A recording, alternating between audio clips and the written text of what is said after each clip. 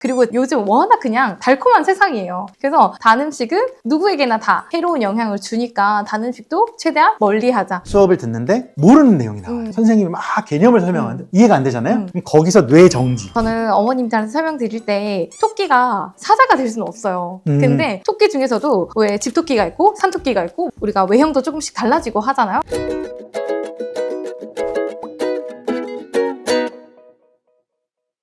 안녕하세요. 3살 딸, 5살 아들 키우고 있는 두 아이 엄마 한의사 조혜림입니다. 안녕하세요. 6학년, 3학년 딸 둘을 키우고 있는 한의사 김한빛입니다. 원장님 혹시 MBTI 어떻게 되세요?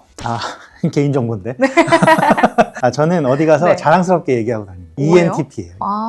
저는 원장님은? MBTI가 ENFP거든요. 오, 하나만 다르네요. 맞아요. 그러네요. 근데 하나만 달라도 성격은 되게 다른 부분이 그쵸. 많을 것 같아요. 건널 수 그쵸? 없는 T와 F의 상이죠. 맞아. 네. 근데 우리가 지금은 MBTI 이렇게 얘기를 많이 하는데 그 전에는 혈액형으로 사람들 맞아요. 성격을 좀 나눠보기도 하고 혈액형 이전에 조선의 MBTI라고 하는 것이 있잖아요. 그렇죠. 사상의학. 네. 사상 체질이라고 많이 알고 계시는데 저희 한의사 입장에서는 우리 아이는 체질은 뭔가요? 이런 질문들 사실 진료실에서 많이 받잖아요. 네, 맞아요. 사상 체질은 누가 언제 만들었나요? 사상 체질, 사상의학 같은 경우에는 조선시대 말에 이재마가 창시한 체질의학이죠. 사람을 4가지 유형으로 태양인, 소양인, 태음인, 소음인 이렇게 4가지 체질로 분류를 해서 질환을 바라보고 성격적인 부분, 기질적인 부분까지 설명한 그 당시로서는 굉장히 혁신적인 종합의학이었죠. 그러면 조선시대에는 사람의 체질을 어떻게 구분했을까요? MBTI는 이제 16개잖아요. E냐, I냐,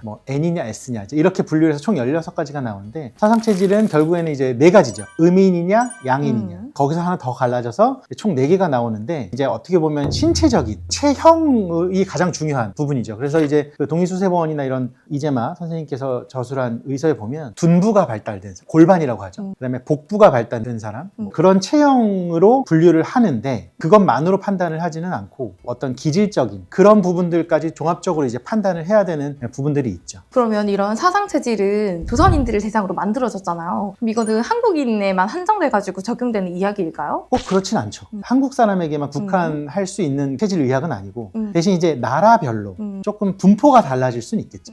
우리나라에서는 태양인이 가장 비율이 적고 태음인이 가장 많다 이렇게 알려져 있고 저도 실제로 진료실에서 봤을 때 태음인 아이들이 정말 많은 것 같기는 해요. 우리나라 전체적으로 보면 음인이 양인보다는 조금 더 많다 그런 통계도 있고요. 태음인이 소음인보다는 조금 더 많고 그 다음에 소양인 그 다음에 이제 아주 적은 비율로 대략적으로는 10% 미만 정도가 태양인 이렇게 나누어져 있죠.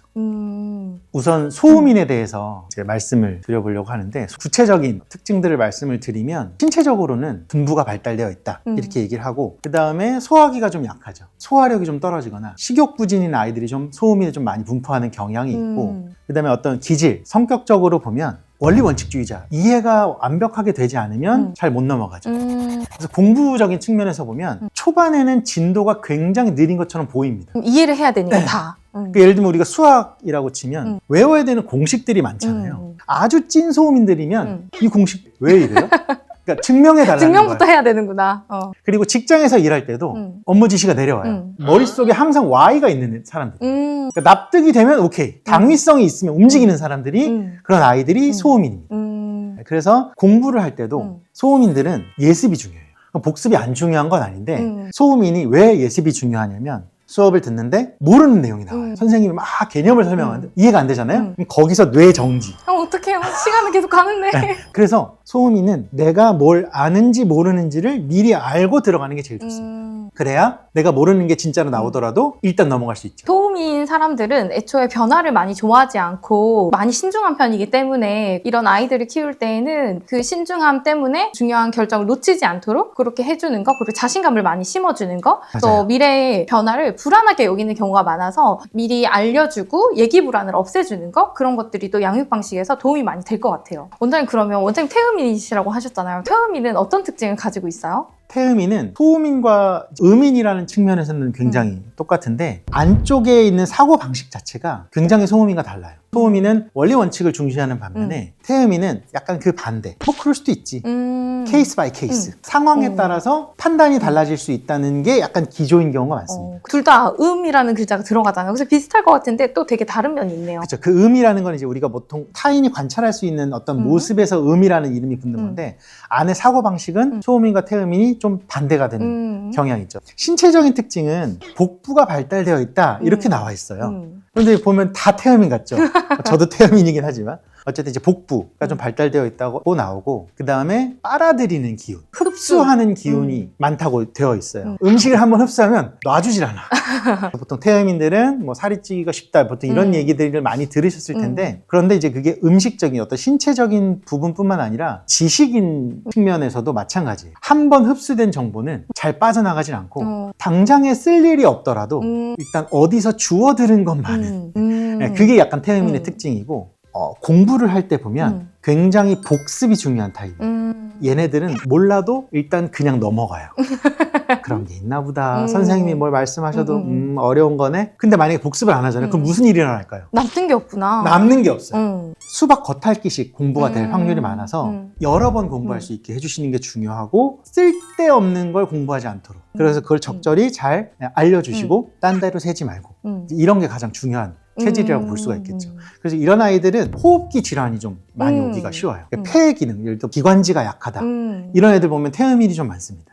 이제 기관지, 호흡기 면역을 좀 잘 관리해 주는 게 좀 더 키워드가 될 수 있죠. 네. 우리가 사상 체질에서도 간대 폐소라고 해가지고 맞아요. 태음인은 폐 기운이 많이 약하다 이런 얘기 하니까 기관지, 호흡기 면역력 특히나 챙겨야 될 것 같고 근데 또 여름 많아가지고 찬 거 많이 당기니까 그걸 특히나 절제해주는 게 중요하긴 하겠네요. 자 이제 그러면 우리나라에는 음인보다는 좀 양인이 좀 적긴 하지만 그나마 그래도 많이 관찰할 수 있는 게 소양인이잖아요. 소양인 진료실에서 많이 보시나요? 일단은 소양인은 양적인 기운이 강하니까 조금 활발하고 까불까불한 친구들 보면 소양인일까 먼저 의심을 하게 되긴 하거든요. 물론 아이들은 기본적으로 어른들보다 음기보다는 양기가 강하기 때문에 사실 얌전한 아이들은 많이 없기는 해요. 근데 그 중에서도 특히나 더 호기심이 엄청 많고 행동이 앞서고 이런 친구들은 소양인이지 않을까 이런 생각을 하고 소양인은 기본적으로 외형적인 특징은 일단은 가슴이 많이 발달되어 있어요. 가슴이 좀 벌어지고 그에 비하면 뭐 하체는 조금 약하다고는 할 수 있지만 그래도 그렇게 뭐 균형이 맞지 않진 않는 균형 잡힌 몸매라고 할 수 있기는 하고 근데 대신 호기심이 많고 관심사도 다양하지만 마무리하는 힘이 좀 약하기는 한 것 같아요. 맞아요. 그래서 용두사미형이다? 저는 저를 보면서 그런 생각을 진짜 많이 하거든요. 하고 싶은 것도 많고 막 벌려놓은 일은 많은데 마무리가 항상 조금 아쉽다. 소양인 친구들은 기분이 중요하기 때문에 어떤 환경에 노출시킬 때 이 아이의 기분을 좋게 만들어주는 거 즐거운 경험으로 인식하게 해주는 거 그게 중요하고 저는 실제로 고등학교 때 공부할 때에도 국사 선생님을 좋아했어요. 그래서 국사 과목이 재밌었어 그때는. 그래서 저는 문과를 갔거든요.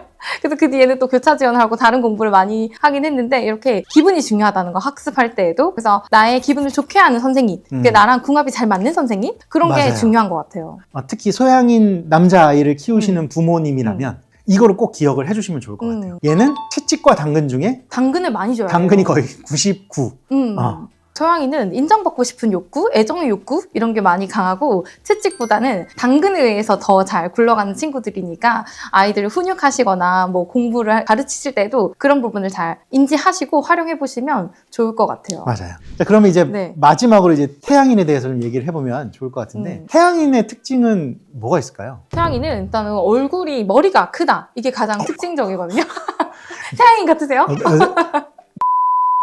또 저는 그래서 머리가 크다고 했을 때 이름도 태양이기도 하고 정말 이글거리는 태양 그 이미지가 먼저 떠오르긴 하거든요. 그래서 머리도 좀 명석한 경우가 있기도 하고 태양인도 역시 추진력이 되게 좋아요. 양인들은 기본적으로 정적인 것보다는 동적인 활동을 더 선호하고 그래서 추진력이 강한 것 같고 대신에 하체 기운이 많이 약한 편이어가지고 하체는 조금 부실하다? 그래서 균형 잡히지 않은 체형이다? 이렇게 느낄 수도 있기도 하고요. 자기가 생각하는 바도 확실하고 그거를 어떻게든 이 세상에 널리 퍼뜨리고 대신 이제 특징이 뒷수습이 또 잘 안 돼서 안 되는 편이죠. 디테일에 조금 관심이 없거나 약한 음. 경우가 많은 것 같더라고요. 그리고 좀 태양은 가만히 있지 않잖아요. 막 불타오르니까 조급해요. 그래서 가슴을 답답하게 생각하는 경우가 많기도 하고 내 자신에 대한 주장도 강하기 때문에 다른 사람한테 상처를 주거나 아이가 독선적이다? 자기 마음대로만 하려고 한다? 이렇게 느낄 수가 있어가지고 이런 부분을 우리가 좀 다듬어 줄 수 있도록 훈육해 주실 필요는 있을 것 같아요. 태양인 아이들 진료실에서 쉽게 만날 수는 없지만 공교육에 잘 적응하지 못하는 경우들도 많아요. 그게 뭐 뭔가 학폭이라든지 그런 게 아니라 부적응이 아니고 그냥 내가 생각하는 건 이런 게 아닌데 왜 선생님은 저렇게 얘기하시지? 그리고 그거를 거침없이 말하죠.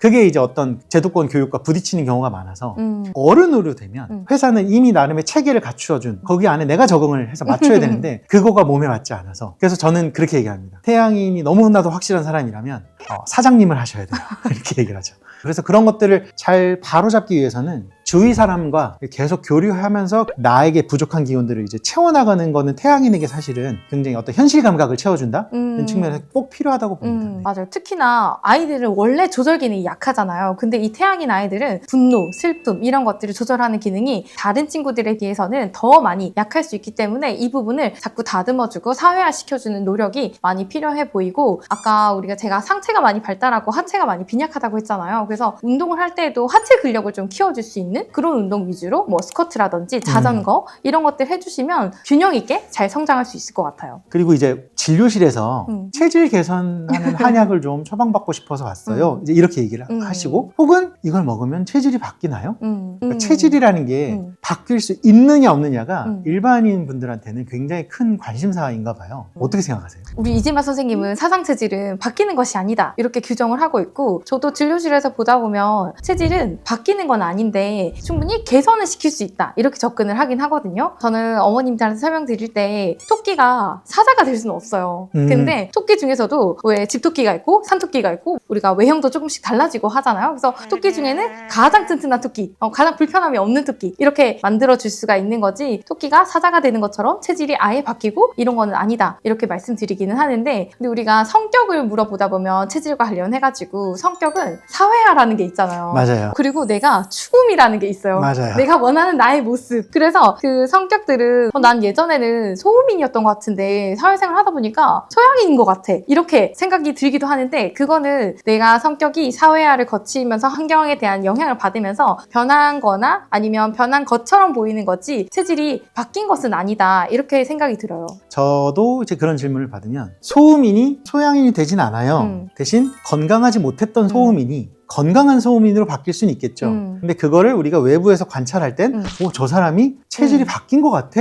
라고 관찰할 수 있기 때문에 그게 이제 체질 개선이지. 그래서 제가 뭐 한약을 처방하고 아이를 치료하고 관리하면 조금 더 건강한 아이가 될 거다. 그러면 이제 그게 체질이 더 좋아진 거, 개선된 걸로 보일 거예요. 그렇게 말씀을 드리죠. 네. 그리고 또 진료실에서 많이 받는 질문이 그러면 소음인이라고 하셨는데 우리 애기가 닭고기가 좋다고 하고 인삼이 좋다고 하는데 그걸 좀 꾸준히 먹이면 도움이 될까요? 이런 거 정말 많이 받잖아요. 어떻게 대답해 주시나요? 네, 기본적으로 우리가 체질별로 뭐 약한 장부 그리고 실한 장부가 다르기 때문에 맞는 음식 그리고 좋지 않은 음식 이런 것들이 책에는 다 나와 있기는 해요. 근데 성장기 아이들은 그렇게 체질을 따져서 뭔가를 가려 먹는 것보다는 최대한 다양한 식재료를 많이 먹고 골고루 먹는 게 더 중요하다고 생각이 들기 때문에 저는 뭐 체질에 따른 식단 이런 거는 기본적으로 권장하고 있지는 않아요. 저는 태음인이라던데 돼지고기를 많이 먹는 게 좋나요? 뭐는 안 좋나? 이제 이렇게 얘기를 하시는데 정말 큰 병을 알아서 내 원기가 엄청 소모가 되고 체력이 바닥까지 나갔을 때는 그런 것들을 조금 더 챙겨 먹는 게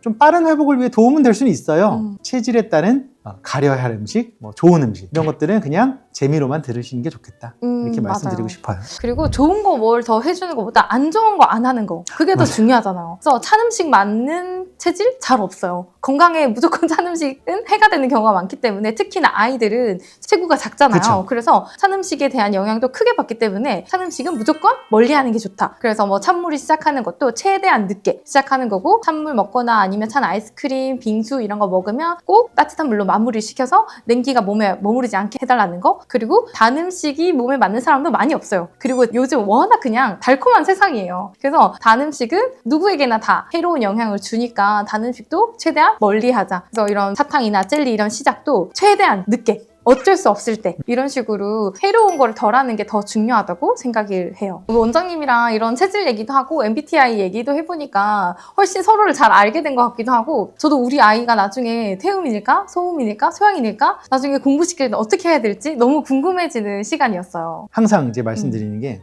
누구 닮았어요? 저는 그거 물어봐요. 보통 엄마 아니면 아빠죠. 그러니까 예를 들면 소음인과 소양인 체질에서 소음인 아니면 소양인 아이가 나올 확률이 사실 90% 이상이에요. 그리고 드물게 C라는 다른 체질이 나올 수도 있지만 결국에는 부모를 닮기 마련이잖아요. 아이를 훈육을 하거나 혹은 뭔가 학습과 관련된 어떤 결정을 내려야 될 때 아이의 체질과 조금 더 가까운 부모 중에 한 명이 주도권을 갖고 하면 훨씬 더 트러블이 없어요. 그러니까 결국 가정의 평화가 제일 중요하잖아요. 네. 체질은 결정론적이라기보다는 우리가 더 한데 어울려서 잡음 없이 잘 살아가기 위한 하나의 어떤 도구 정도라고 생각해 주시면 좋을 것 같아요. 네. 오늘 체질에 대해서 얘기도 하고 또 우리 가족들은 어떤 체질일까 생각해보면서 너무 재밌는 시간이었는데 여러분들 어떠셨나요? 체질은 단순하게 나눌 수 있는 게 아니어서 어머님들이 궁금증이 많이 생기실 텐데, 그러시면 가까운 한의원에 가셔가지고 온 가족 모두 전체적으로 진료를 받아보시는 것도 좋을 것 같아요. 오늘 이 시간이 도움되셨으면 구독 눌러주시고 좋아요, 알림 설정 부탁드릴게요. 감사합니다. 감사합니다.